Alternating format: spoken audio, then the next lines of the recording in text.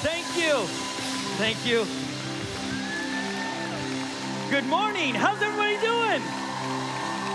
I'm just recording a few of you. Yeah, just wave. Give a little bit. Wave over there. You got that over there. Oh, wait, you can't. There's some love in the center here. There we go. Okay. Thank you. You're a good man right there. Well done. I feel like I needed to jump on beat there, but I might have hurt myself. I am Scot Mendenhall, and it's an honor to be here with you guys. Some of you might recognize me. Some of you have no idea who I am and why am I coming out with a video camera and all those things. Everything will make sense at the end today because you go, that dude, something's wrong with him. It'll make complete sense to you when that all happens. It will, okay? If you know who I am, man, what an honor to be back hanging out with friends and family that are here. We were on staff almost 8 years here, absolutely loved our time here, and as Tyler and Bailey had just said there, we left to plant a church in Minnesota. We're going to talk about that. We're going to talk about what Jesus has done in our lives and what he wants to do in your life. We're going to talk about time. We're going to have a good time today. But before we do that, you were probably going, why camera, why that? We stole an idea from Pastor Troy, and I say that so boldly because I loved being on the team here with Pastor Troy, learning from him and still from afar, learning from him and stealing ideas from him and doing what he's doing to reach people for Jesus, all those things. And so he started vlogging a year and a half ago. Unfortunately, I'm a bit sad he doesn't do it as often now, but I started doing it at the same time. Now, we're at different stages of life, right? All his little ones are growing up, getting married and all those things, and mine, we just keep having children. And so the joke that they're making, we have 10, it's 12, right? 12, cheaper by the dozen. So we have 12. We do not. It got real quiet in here, like, what is wrong with you, bro? Some of you that are like, follow my story, you're like, how did I miss that you have 12 now? But we have 7. The last I checked, and our philosophy is that as long as you put the same amount of kids to bed that you started with in the morning, it's a successful day. We don't check identity. We just go, 7, great. If we swap a few kids out from the neighborhood, it's okay. We start with 7, we end with 7, good day. That is our parenting strategy. You can adopt that if you want. That's free. But we vlog life with our children, raising 7 children in the tundra of Minnesota with all the ups and downs from where we'll take our kids ice fishing and you get to experience that with them. Like when we took our kids ice fishing for the first time, I know here that's a foreign concept. We drilled the hole, and then one of my children are laughing and running like, ha, ha, ha, and then they fell into the hole, and we got it on video. It's great. And so when we had that stuff on, we're like, we need to start posting this stuff on YouTube. And we stole the idea from, like I said, from Pastor Troy, and so we post there. And so what I would love if you would help us grow our influence on YouTube and would you subscribe to our channel? It's simply my name. And we're gonna show a video here in a second. And while you watch the video, we want you to subscribe because I have ADD and I like to do a lot of things at one time. And we thought we'd give anyone in the house with ADD, you get to do 2 things at one time. Subscribe to our channel and watch a video. It's like, woo, heaven. It's like, I love teaching here because I got so much going on. We got TVs there. We got lights blinking on cameras. We got this wall of stuff happening behind me. I can see myself there. It's just a lot happening. And so it just fuels my ADD. I like it. I don't know if I actually have ADD. I just took a test online and I failed. Like I didn't finish it. And I thought that was probably a good sign that I had ADD because I was like, wait, 3 questions? That's way too long. I'm out of here. And so it's self-diagnosed. But we're going to show you a video of a camp that we did last week at Unlock Church. And this video to you, it's just going to be like a highlight video. To me, it's a moment where Jesus showed up and showed off in a park in the middle of the Twin Cities last week. And where Jesus did some things that, man, no baby church, like we're just over 2 years old. We don't have that many people coming to it. But something happened in a park last week that blew us away. And we knew that it was Jesus showing up and showing off. And when you watch this video is directly connected to Potential Church because of the partnership between Unlock Church and Potential Church. There's a partnership that we are constantly learning. Finances were sent to Unlock Church. The stories are about to happen. happen, or you're about to see can't happen, didn't happen without the resources that were given to us early on. And I'm not saying that because I have to say that. I'm saying because that's truth, that's the reality, and I want you guys to see the bigger picture. That I know sometimes we get just this isolated picture of you come here, sit here, fill a chair, listen to the amazing teachings here, inspired, and go home. And you forget that this place, Potential Church, is making a massive global impact. And you see it on the outline. You can see all of I'm back there rereading this thing. Actually, let's just pause, ADD moment. This, I feel like, is not for the teaching moment. You are not to ever show this. Don't go, nailed it, failed it, because I would really just, like somebody earlier was scratching their head like this in the last service, but they had it on the red side, and they're just like, this is like, oh my gosh, whoa, okay. So don't do that. Keep those away for just my safety. But and these numbers in here, like I know for some of you just like they're numbers, but for me who is on the ground as a guy fighting the good fight in Minnesota with a church that we knew no one at the beginning, I read that where it goes, we have planted around the world 26 churches and you have Minnesota there. It gives me goosebumps because that word Minnesota, I know how much work it has taken to establish a church there.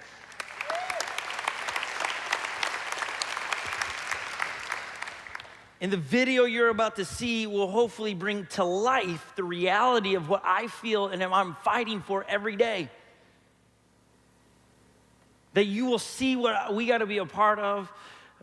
We walked. We had 15 people. Just to give you a concept, to get people to come outside the church, you either mail flyers. It costs $13,000 to mail. The amount of flyers that we'd want to invite people to the camp, it was $13,000 to mail. Well, baby church, $13,000, you just don't have that. And you're like, well, what else could we do? We could either complain that we don't have the money and do nothing, or we could walk it. And so we had 15 people that walked 100 miles in 5 days. Do the math. 15 people all walking 100 miles. That's a ton of miles. Walked and put out 10,000 flyers to invite to summer camp. And we didn't knock. It wasn't some invasive like, hi, we're Unlocked Church. You don't know Jesus? Oh, you turn or burn. It was none of that. That stuff's awkward. That's weird, okay? That's not what we're doing. We just went and put a flyer on the door and just like maybe Jesus will use a flyer to get them to come to a free summer camp. We just called it unlockedsummercamp.com. That's all we advertised. We didn't advertise a church because we wanted unchurched people to come, people that don't know Jesus. We want them to come. And so we walked all these miles, invited them, and then camp started day one. And we'll let you see the video. And while you watch the video, subscribe to our YouTube channel. Check this out. My name is Scot Mendenhall. I am the father of 7 wonderful children, married to the lovely woman behind us named Holly Mendenhall for the last 17 years. And today it's all about summer camp. That's right, we had summer camp happening for my family. All we need is a tent.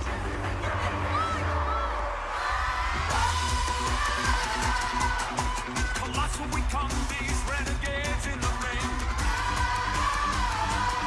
Where the lost get found and the crown of the circus king.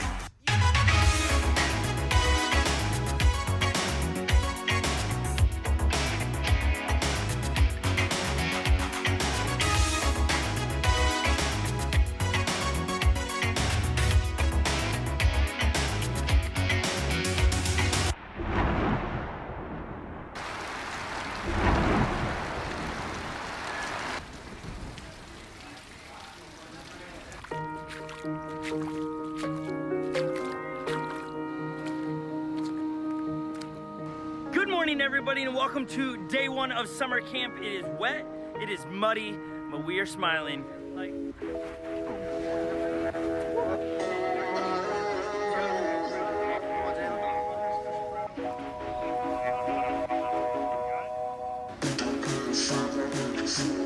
The things that you do for summer camp.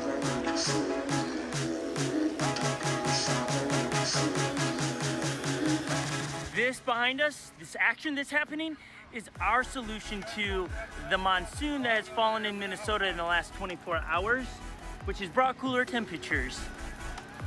and see if this fixes the problem.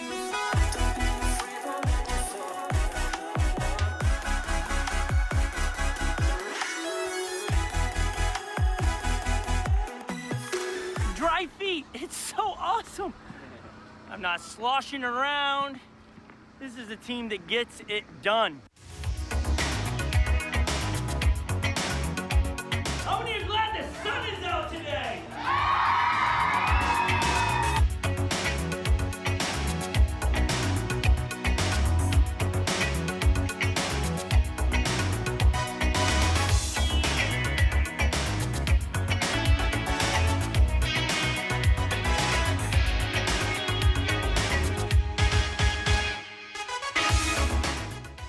Feel about this ledge? I'm a little freaked out. Why? Is this? I don't know, but it was.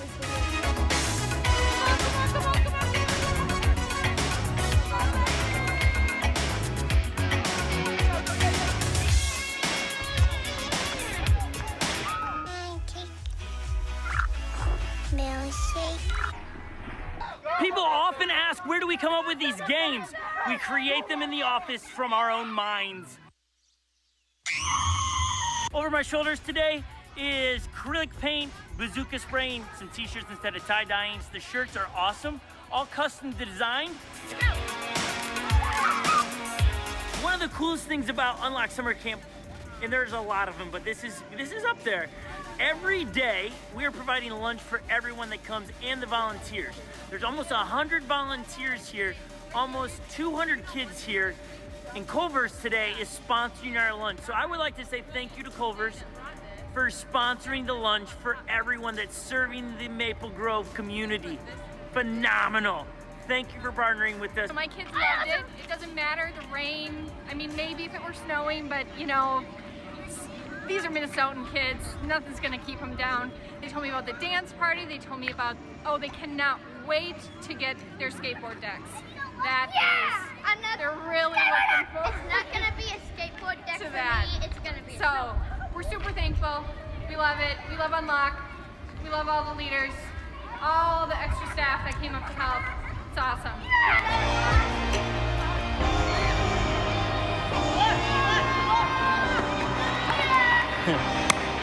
There you go. That was an amazing week. And here, let me give you some just perspective, okay? Baby church, 2 years old. The city came to us after that week and said that was the largest thing done in the city park ever by a baby church. And it was an outreach to the community. You had Culver's, you had a Pizza Ranch, you had Chick-fil-A, you had local restaurants that partnered with us to give us free food for families that we knew weren't getting lunches throughout the summer.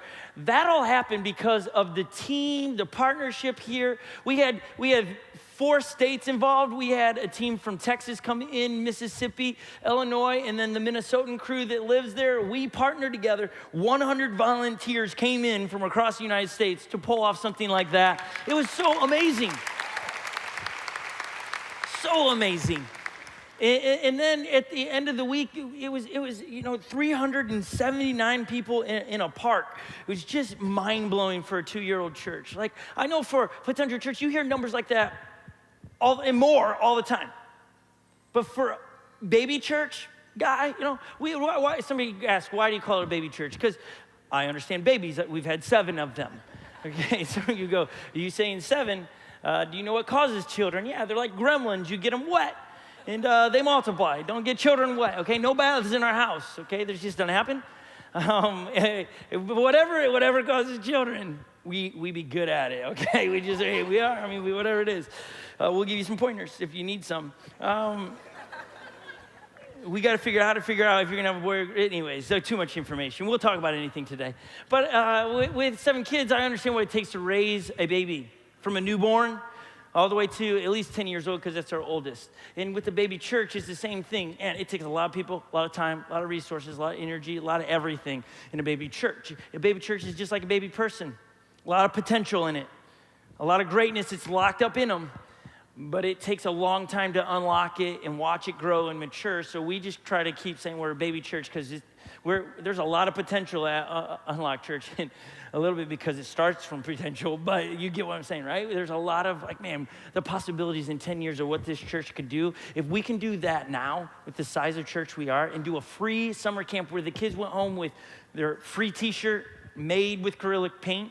You got a free skate deck that they put the verse on, and we had 200 brands send us 250 stickers a piece for free to put on the skate deck. Like, they had Boosted Board stickers, they had Burton, they had all these companies that just said, oh yeah, you're doing a community event, we'll give you 250 stickers so that you can give these out to it was just an amazing, amazing week. It was a week where Jesus showed up and showed off. And today I want to talk about time.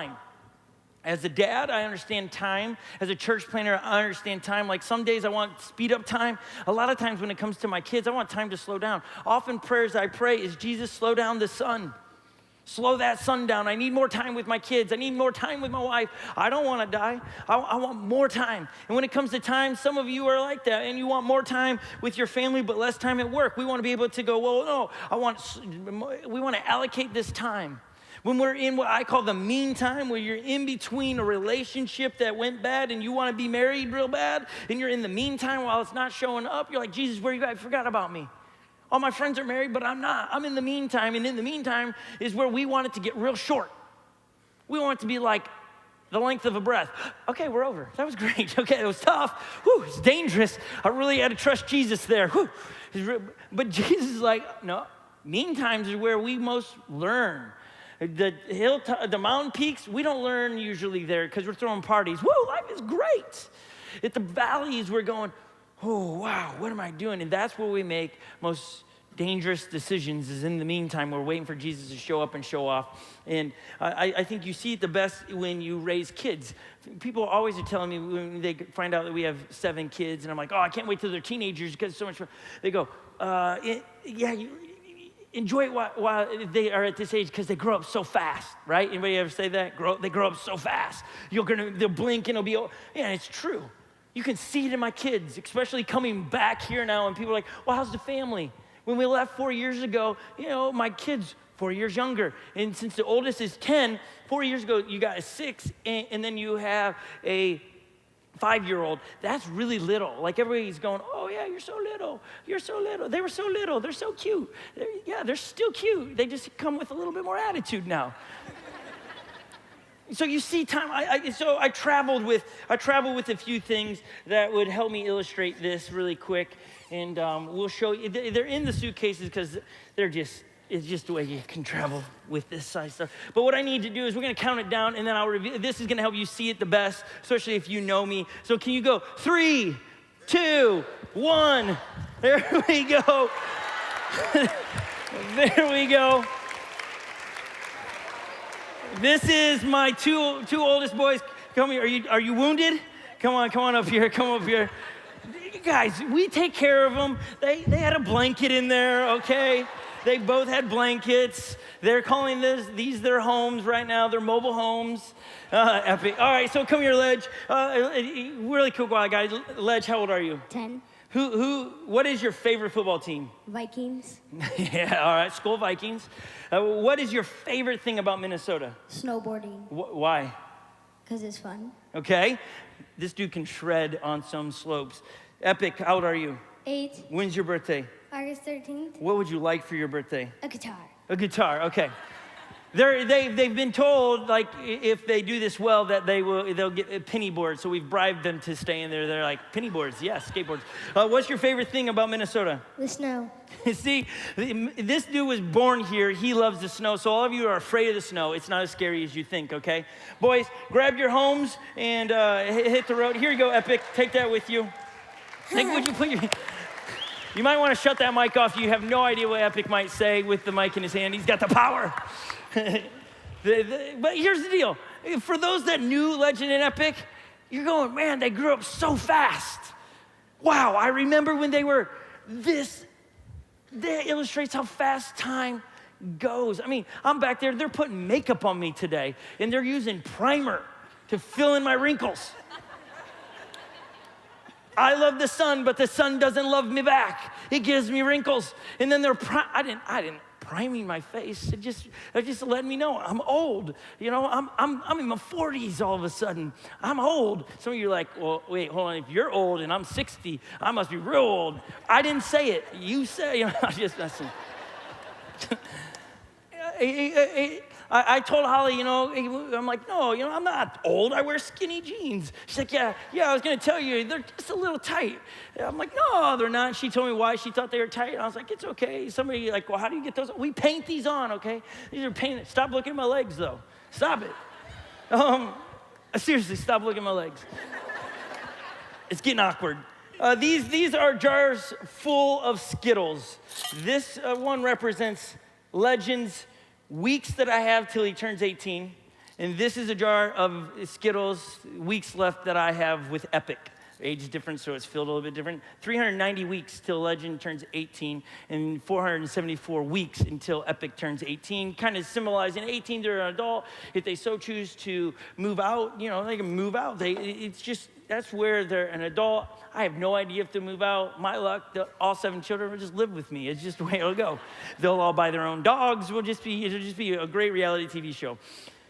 But I'm measuring time. Really, I got it from a commercial from Skittles years ago where they had an hourglass that represented a dude's life, and Skittles were going down, and a guy's eating a Skittle, and as he eats the Skittles, the dude was getting older by the second every time he ate. If you haven't seen it, it's really funny. You should YouTube it. And for those that subscribe to our channel, thank you so much for doing that.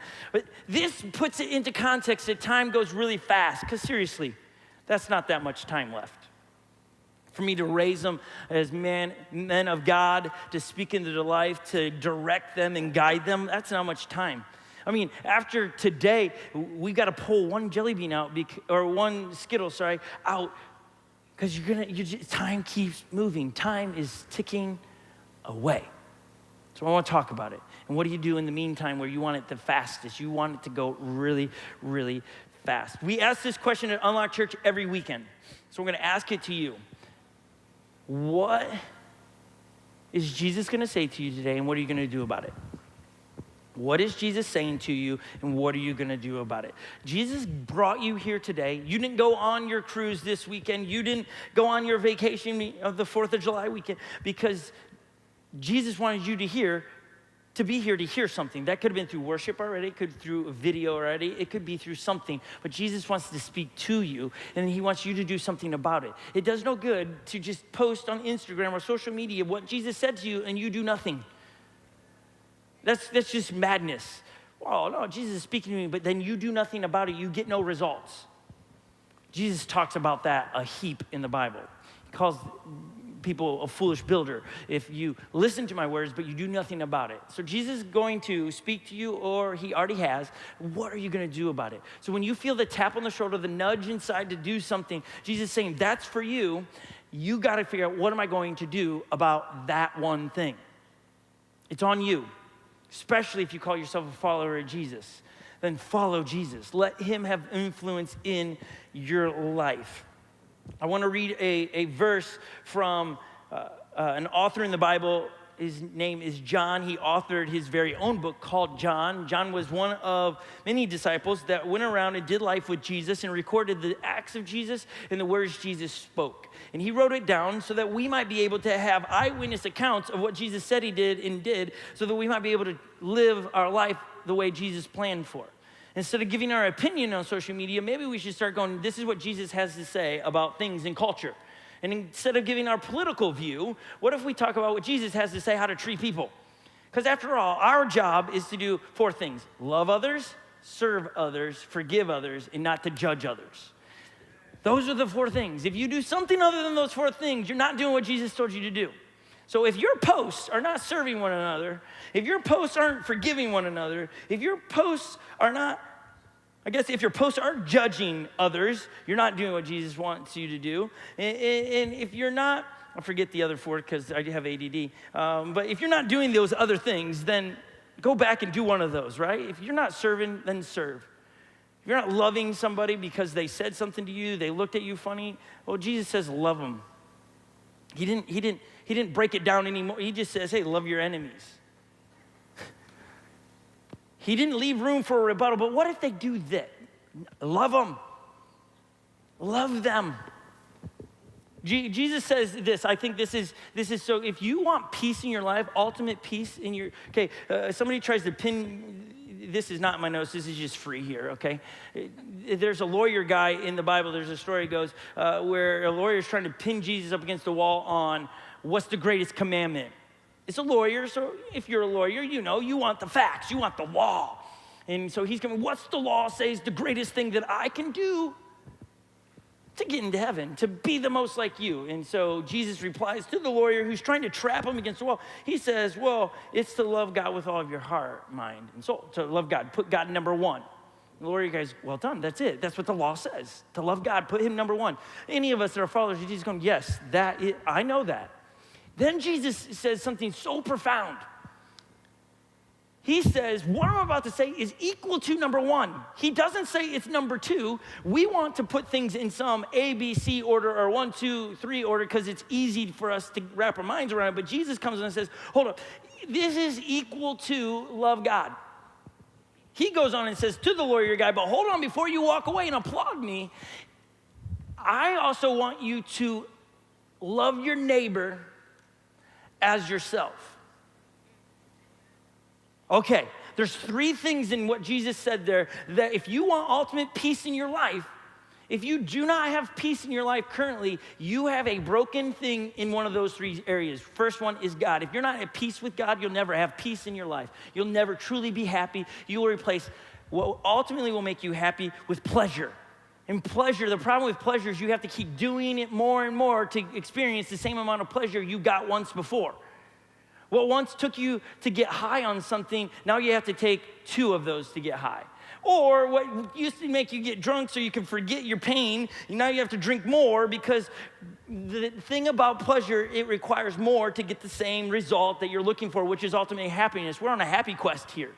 Let's be honest. And so Jesus comes and says, hey, if you want to be happy, then be at peace with God. Then he goes on and says this, then be at peace with your neighbors. And who's your neighbors? Is everybody sitting around you. The person you absolutely can't stand and the people you love being around.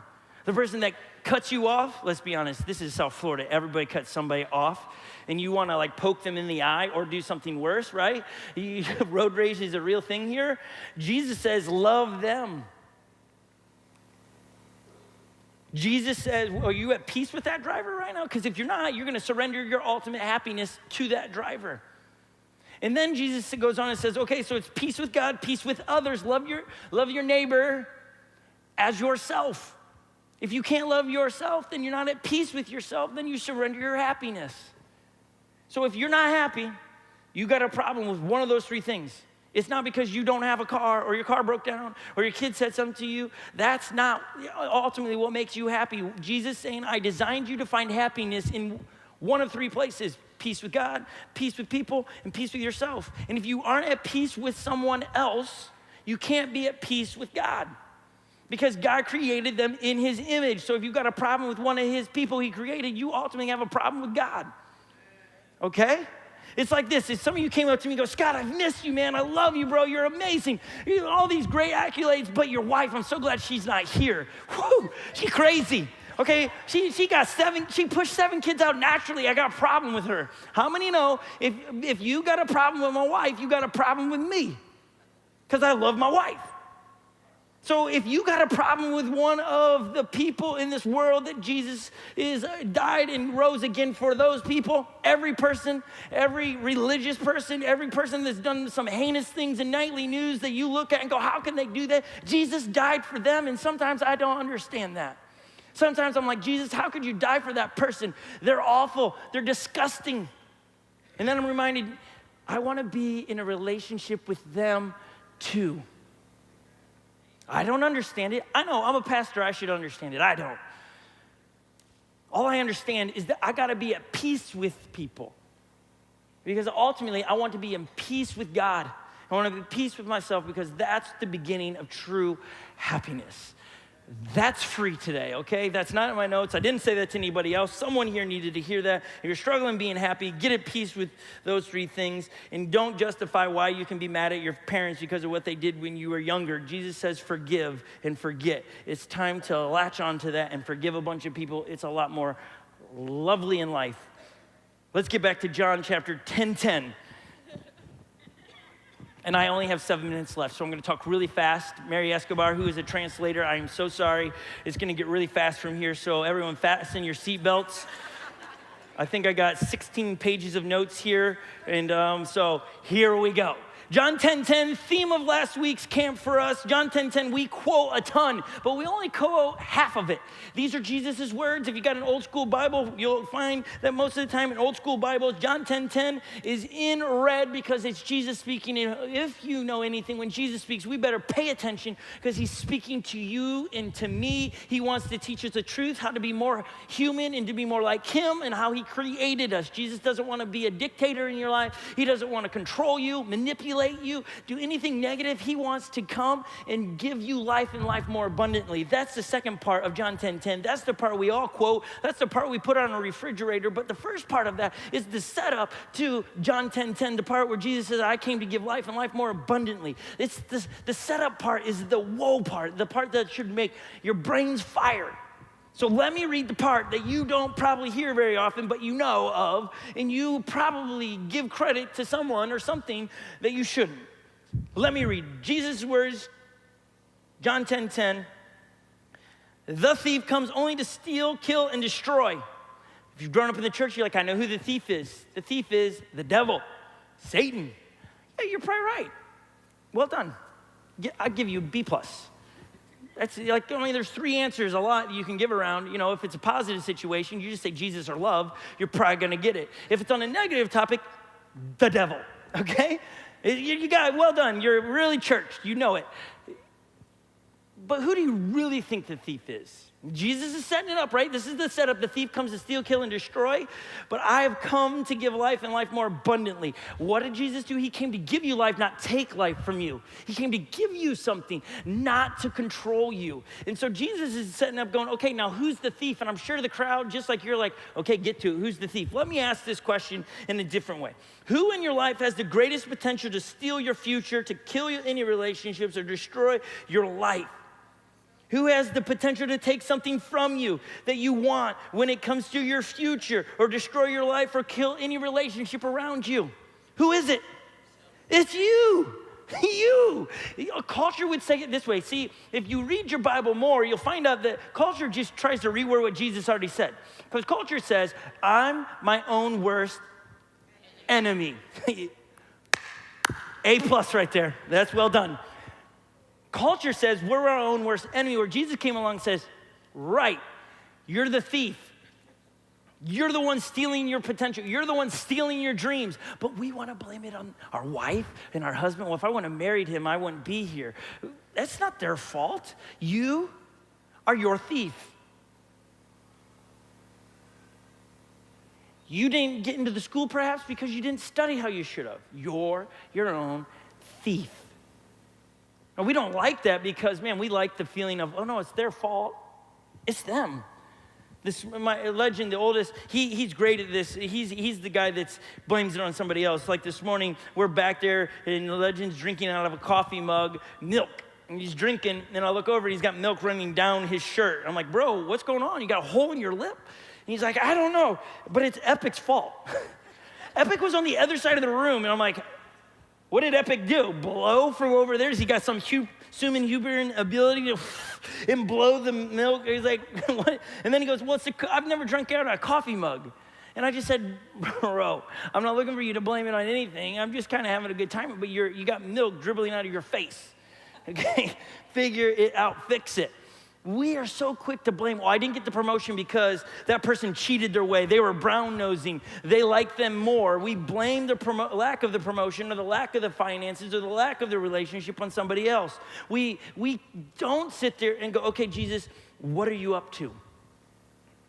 Because those are the mean times. We don't have the promotions. We're just sitting there waiting and waiting. You're 30 years old. You've been married for 5 years, been trying to have kids, and I understand the severity of that situation, and you're going, man, and you're trying everything, and instead of going, Jesus, what do you want to teach me?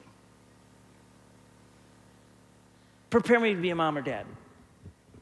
What are you trying to show me?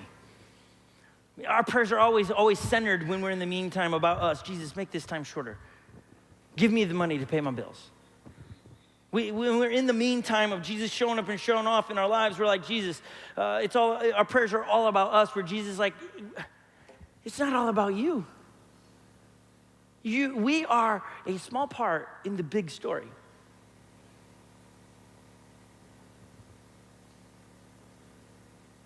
See, I said it like this. We learn from our mistakes in the areas that matter least. In video games, sports, hobbies. We learn from our mistakes in matters that affect our lives very little. They're just, whatever.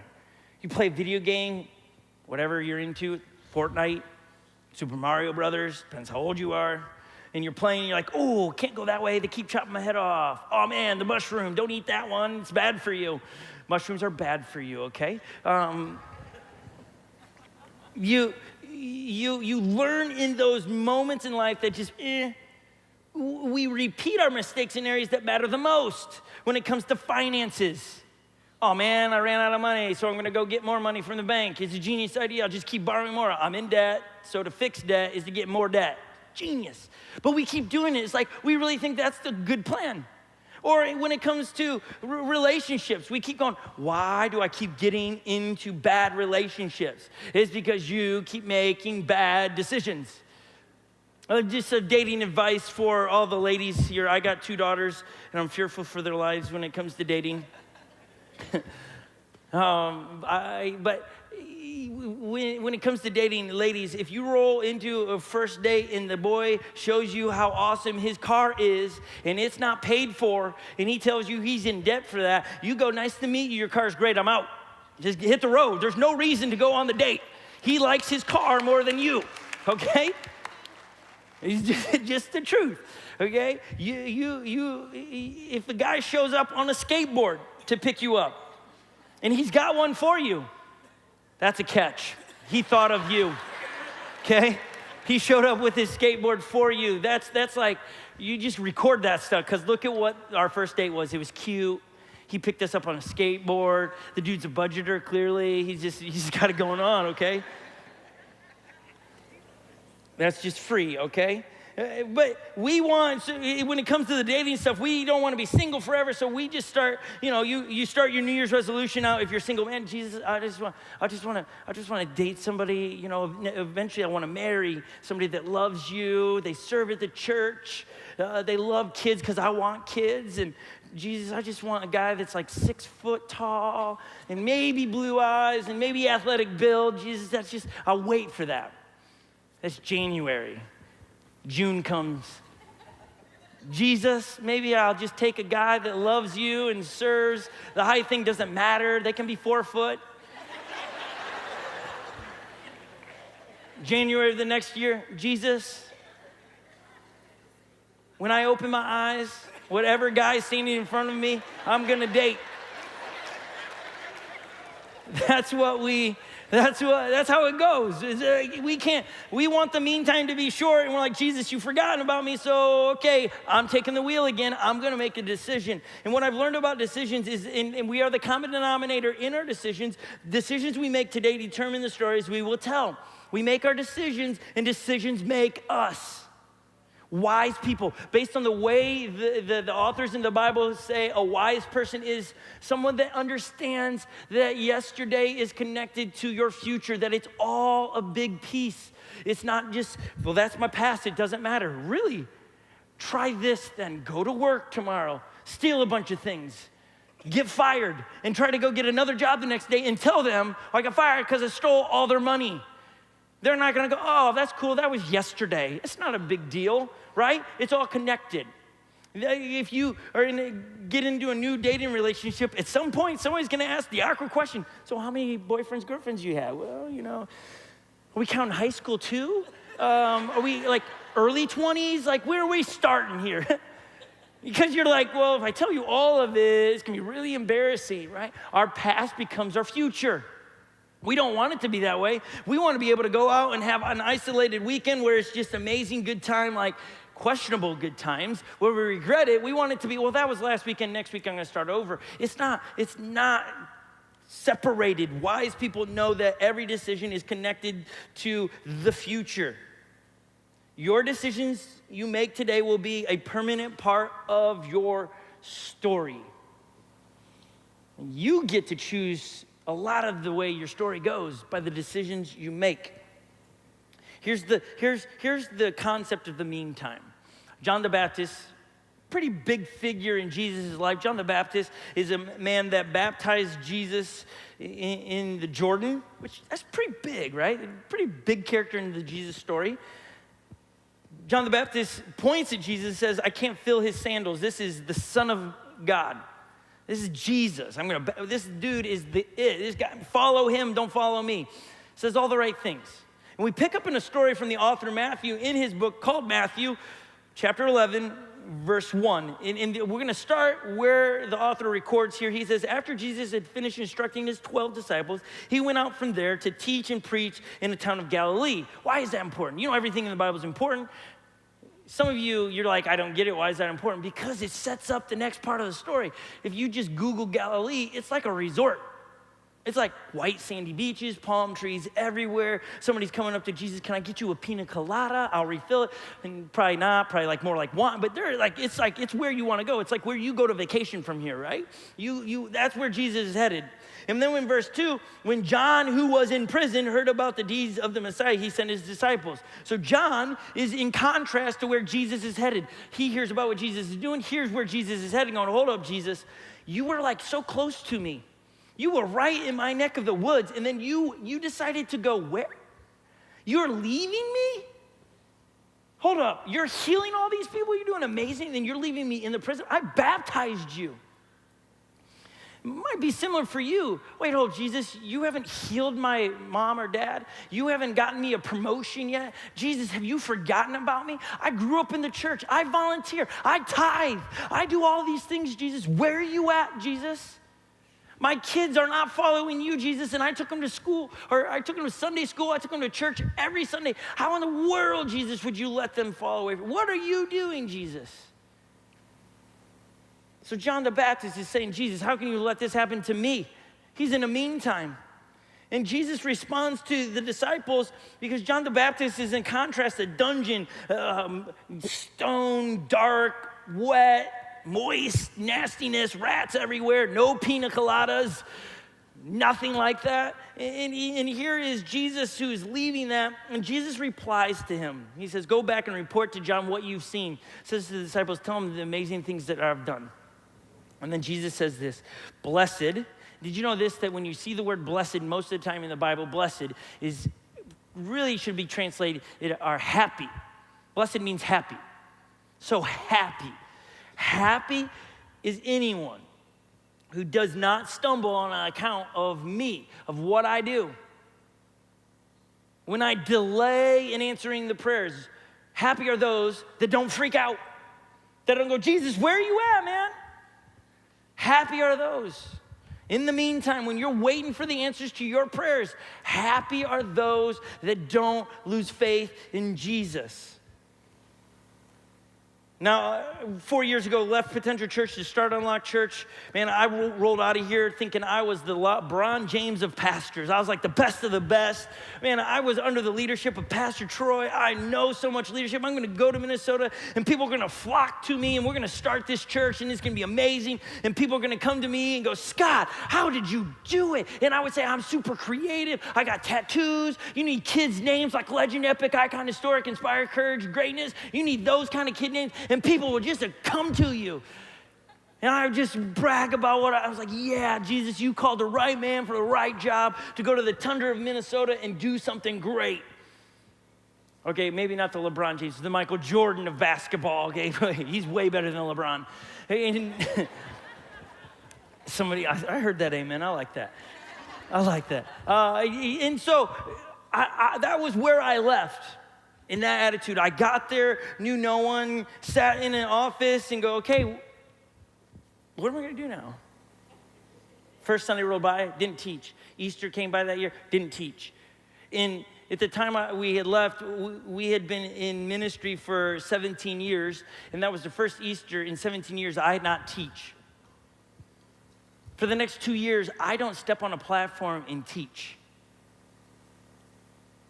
I'm good at it though, Jesus. Come on, man. Why are you benching me, Jesus? Where are the people at, Jesus? The vision you gave me about a church planning or helping start 150 churches in the Twin Cities. How's this going to happen, Jesus? Because there's nobody around. We're going to fail miserably at this, Jesus, and I'm embarrassed. I was afraid. All of a sudden, I become the thief of my dreams, going, this isn't going to happen anymore. I'm going to have to put my tail between my legs and come back to Pastor Troy and say, Pastor Troy, can I just come back and I'll do whatever you want me to do. I'll sweep all the parking lots. If that's what you want, I'll just do, that's what I felt like I was going to have to do.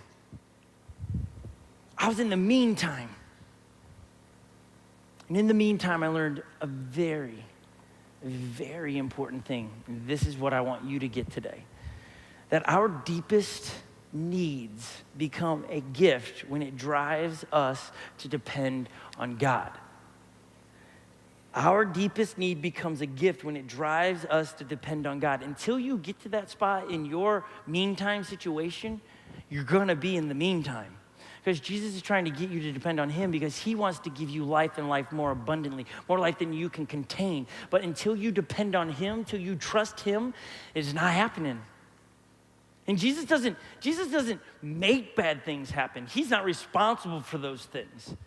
He does step back and go, okay, I'm gonna let some of these things happen. I'm just gonna, because I need you to learn because in the valleys we learn so much more than we do on the mountaintops, like I said before. And until you realize the deepest need you have is actually the gift, because it's gonna drive you to God. And so then all of a sudden it switched really quick as we were doing church planning. Okay, Jesus, I'm not building my kingdom. I don't care who knows what we're doing anymore. I don't care if somebody's following the story of Unlocked Church. All I want to do is I want to point people to you, Jesus. I want people to find you. I don't want them to find Unlocked Church. I don't want them to find Scot Mendenhall. I want them to find you, Jesus, because you are the one that changes lives. I don't change anybody. You don't change anybody. And so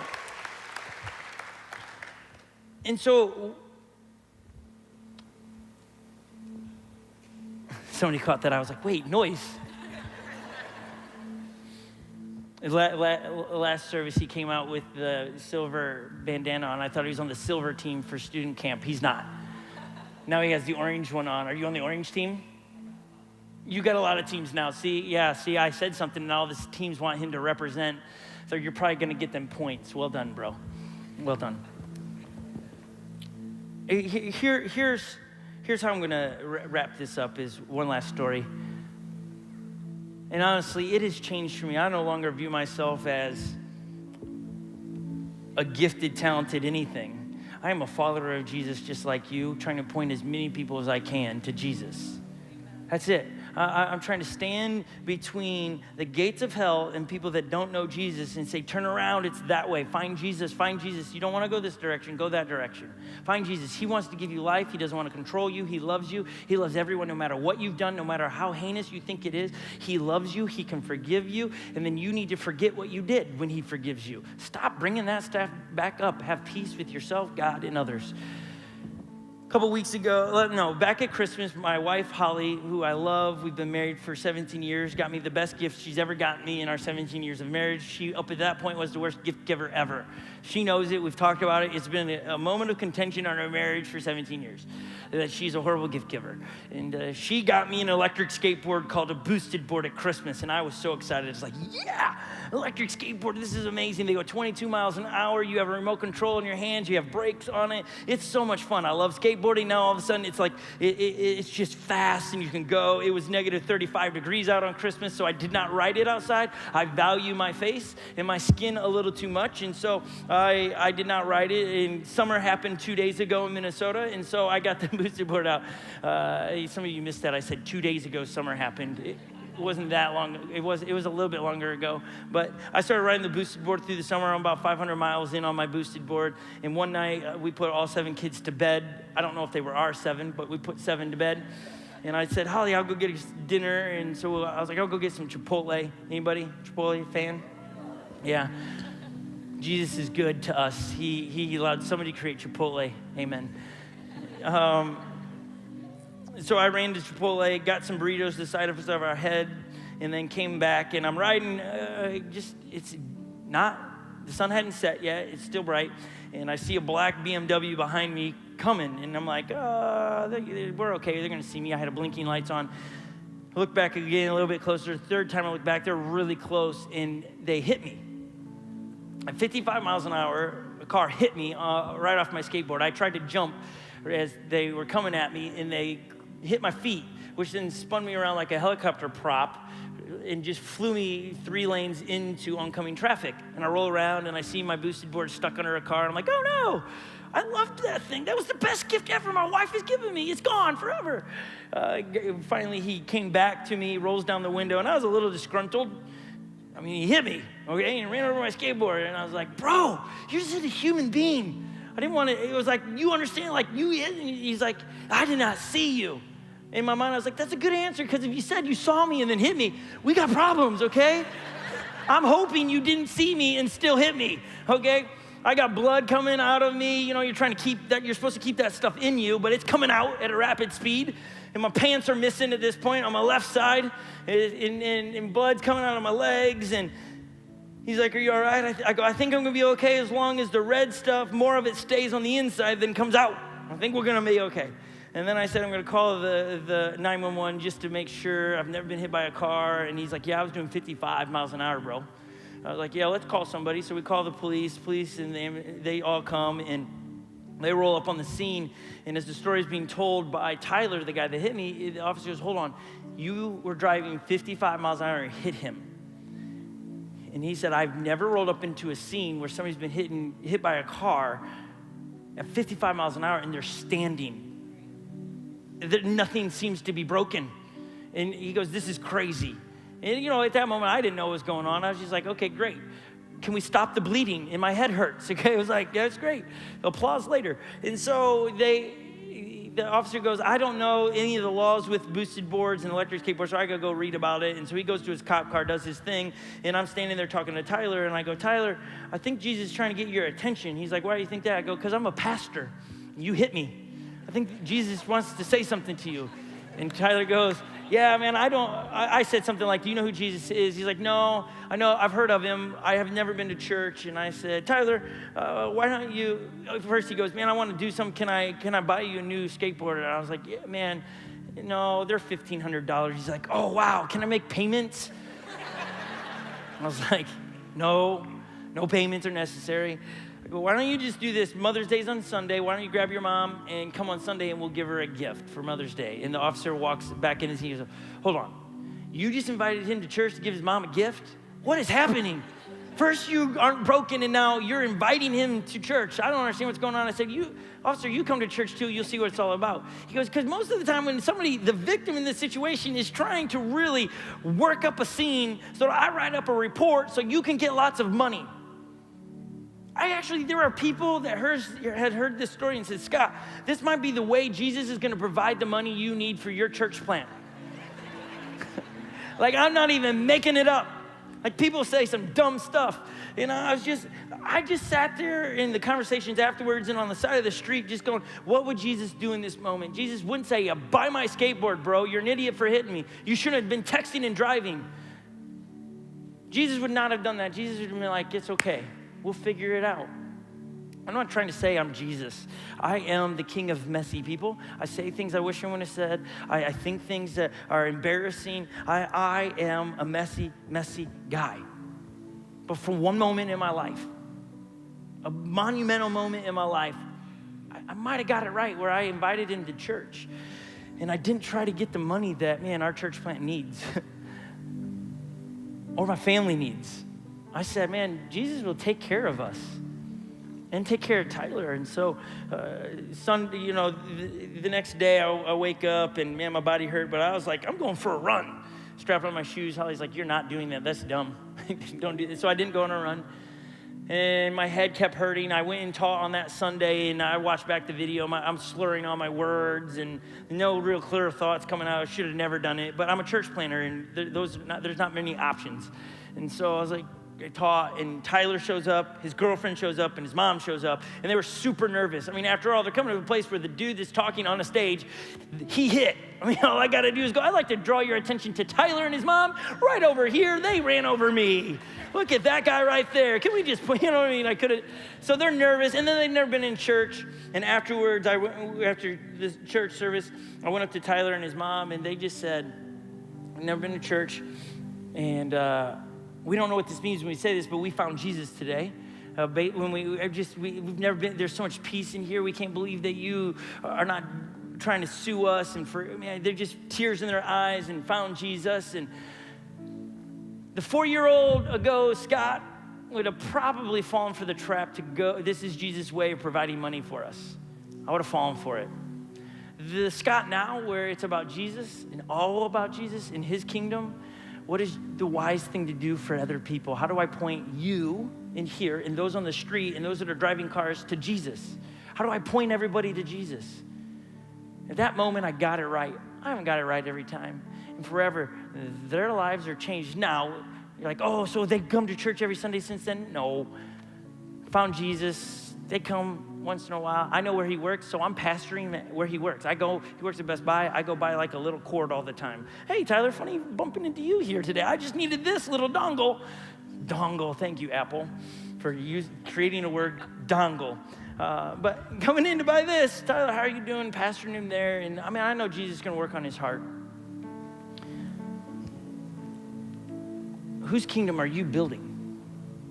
Is it all about you? Or can you find yourself staying in the meantime till you depend on Jesus completely? That all your needs are provided by Jesus, that your promotions are from Jesus, your relationships are from Jesus. And stay in the meantime until you know what Jesus tells you to do. If you haven't heard from Jesus, then stay put. Wait till Jesus tells you to do something. And if you know Jesus told you to do something and you haven't done that thing yet, go back to where he said to do something and go do it. Because he's waiting for you to be obedient. Go back and do the thing you know you're supposed to do. If that's a conversation of forgiveness, go have the conversation today. You'll find much more peace in your life. Would you close your eyes?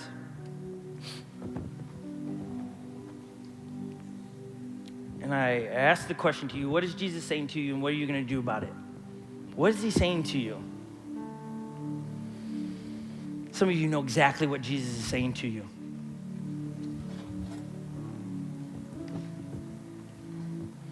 Now, I want you to picture yourself doing what you're going to do about it. If that is a phone call with somebody, if that's asking forgiveness with somebody that you are not at peace with. Maybe some of you, it's saying, Jesus, I want to be a follower of you. I believe, Jesus, that you are who you say you are. Maybe it's that conversation. Maybe some of you are in a relationship you know you're not supposed to be in a dating relationship, I should say, that you know you're not supposed to be in. Well, I think you know what to do.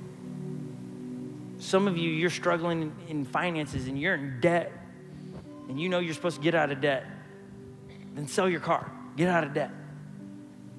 Well, what are you going to do? Jesus, I ask you give us eyes to see where you're showing up and showing off in our lives, that you would give us the strength to make the decisions in our lives that you're calling us to do. May we hear great reports of how you are working in people's lives to point people to you, that we would hear about people finding you at jobs, on the street. Jesus, we ask that you would do something very phenomenal in our lives. And may we see it May we not miss those moments, Jesus. I thank you for your life.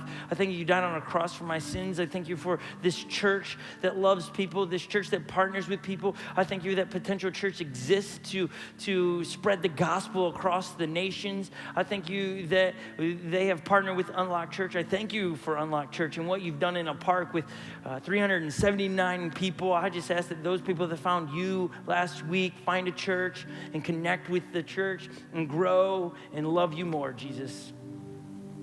Do something phenomenal in our lives. In your name, amen. Guys, thank you so much for hanging with us today.